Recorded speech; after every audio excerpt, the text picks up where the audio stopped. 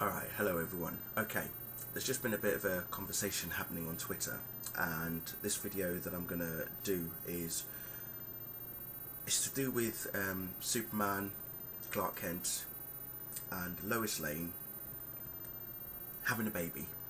Okay, the reason why this was brought up is because I saw a little note on YouTube from Lois95. This is from you, by the way.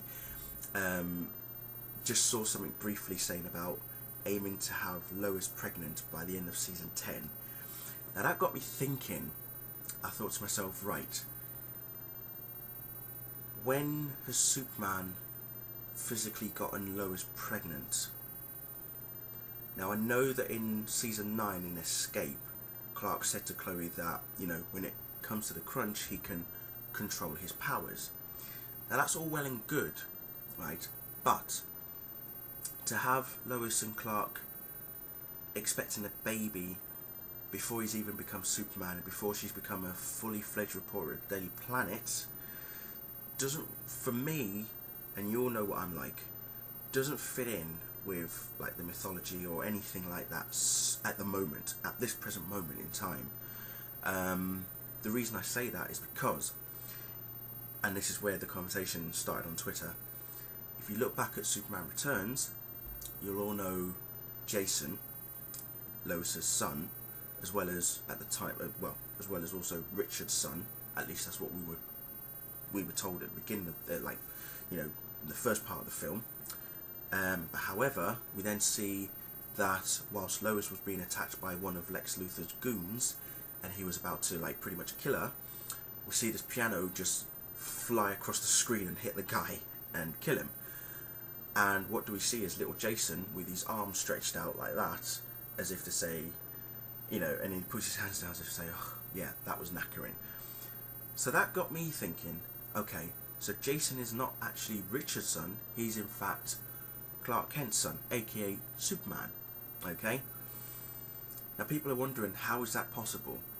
Well, if you've seen Superman 2, and a lot of people I know will have seen Superman 2, you'll remember that there was a certain scene. It doesn't matter, by the way, it doesn't matter which version you've seen, whether it's the Richard Donner version or the Richard Lester version.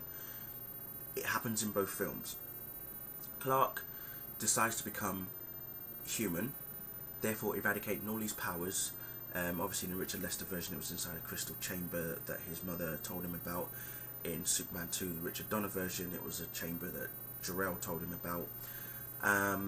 So it all boils down to that, okay?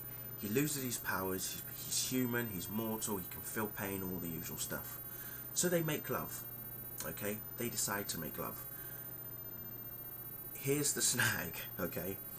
Even though Clark is human, his blood is still of Kryptonian type. He's still Kryptonian, regardless of him, you know, being human, as it were. You know, he's human, but he's still Kryptonian. If you were to take a sample of his blood, it would show up as a Kryptonian, you know, DNA. Although on Earth it probably wouldn't show up as anything because, well, he's an alien. Well, you know what I mean. It wouldn't show up as a human blood form type thing. So yes. So you mix his, dare I say it, Kryptonian sperm with Lois's human, you know, eggs. Yeah, you're gonna get that mixture. So at the time, Clark's Kryptonian blood was not in any way endangering Lois's, you know, body, kind of thing. So it was perfectly okay for him to make love to her, no problem. So she carries the baby for 9 months. As far as she's concerned, it's a normal pregnancy. As far as she can tell, it's a human child, okay? Because if we all also remember, in both Superman 2 films, the Richard Donner and the Richard Lester version, Clark still makes Lois forget what happened, okay?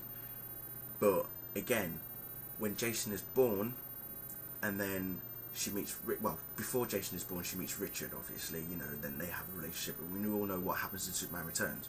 So, you look at Superman 2, you look at the fact that Clark becomes human, you look at the fact that him and Lois make love. You also got to look at the fact that towards the end of the film, he makes Lois forget that he is Superman. Okay, that's the key thing there, is that as far as Lois is concerned in Superman Returns, Superman is Superman, Clark Kent is Clark Kent. That was the key moment there in what Clark was doing towards the end of Superman 2. Both versions, okay? So that's why we come to the point of where in Superman Returns, as far as Lois is concerned, Jason is Superman's son, not Clark Kent's son, okay? So this is why, for me, Lois Lane shouldn't get pregnant by Clark Kent by the end of Smallville. Okay, as I say, you all know what I'm like. So, you know, when I'm theorising all these things and I'm analysing things like this way too much, I start to realise why certain things have happened throughout the course of time across these 3 films and throughout Smallville. Then you have to realise yourself, okay, the guy may have a point. But as we already know in Smallville, anything can change. Okay? I'm not saying that Lois shouldn't get pregnant. I'm not saying that come the end of season 10 she's going to turn around to Clark and say, by the way, I'm pregnant, you know, kind of thing. But for Clark to allow that to happen, if he can control that with his superpowers, to allow that to happen, then great. I'm sure the producers and the writers may have a way of coming around with that.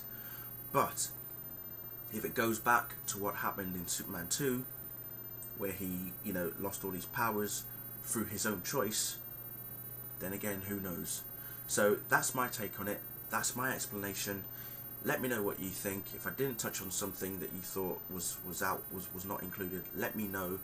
If you think that I was a bit too out there, let me know again. By all means, just tell me what you think, and then we'll go from there. So that was just wanted to add my bit there. I hope this video has explained the whole how Jason, you know, came about, the fact that he was human to begin with, and then eventually, you know, his powers sort of kind of emerged, as it were.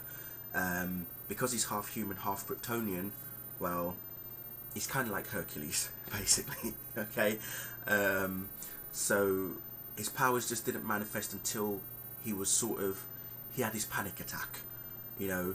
It's like in Smallville when Clark is growing up, he's developing his new abilities, like, for example, the heat vision occurs when he's, you know, gets aroused with, you know, with a woman. His hearing and his X-ray vision, you know, they're all developed in certain ways. So all these key things you've got to look at and realise why Jason in Superman Returns didn't manifest his superpowers as early as what Clark did when he arrived on Earth at the age of like 3. So yeah, think about that one if you can, and as I say, let me all know what you think. See you later.